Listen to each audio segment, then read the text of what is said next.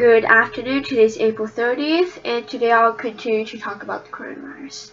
So the first thing that I'd like to talk about is that Governor Gavin Newsom of California said today that beaches in Orange County, south of Los Angeles, were ordered closed.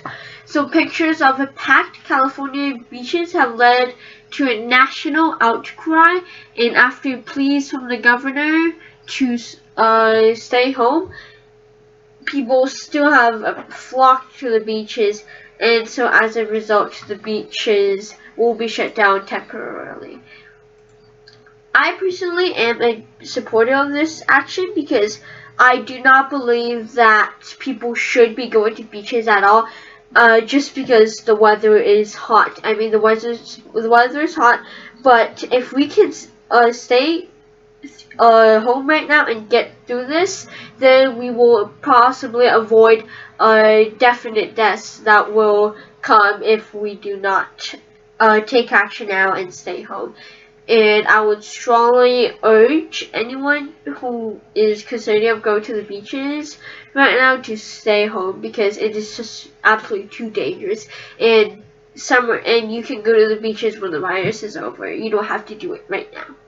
So the second thing that I'd like to talk about is that global emissions have been in an unprecedented decline, and global greenhouse gas emissions are on track to plunge nearly 8% this year, which is the largest drop ever recorded as worldwide lockdowns to fight the coronavirus has triggered this.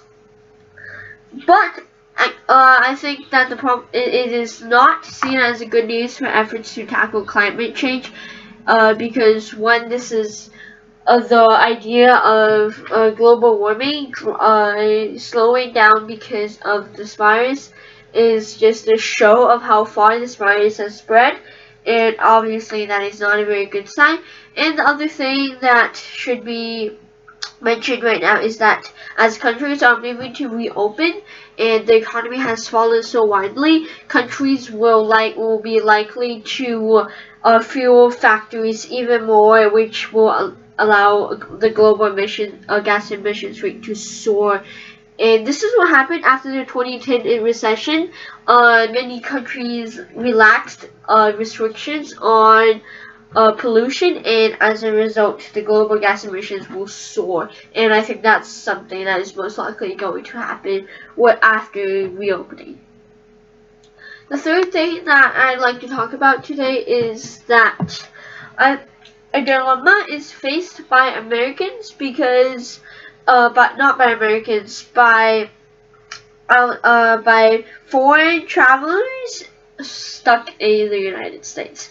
So recently, China, this is a big example of this is China. So China is extremely limiting its travelers inside. Even its own citizens is practically being blocked out of the country.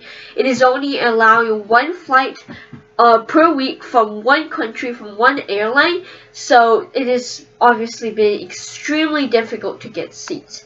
And I've experienced this firsthand with some of my relatives who are struggling to go back to China because their flights have been canceled right before the flight, and due to flight restrictions, just that there's practically no flight that will ever get them to China, and if there was one, it would they have to transfer airports multiple times, sometimes even 3.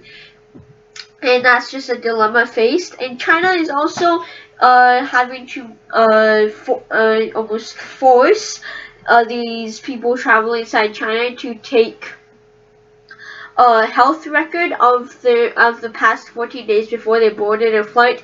And this is a program that practically asks the people to make a mistake, because the people must fill the record before the time they did it before, and some flight travelers may be banned from boarding because their health record is not fulfilled for 14 days.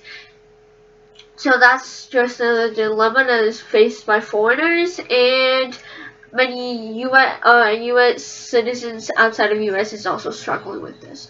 So that's it. Thank you for listening, and I hope you have a good day. Thank you.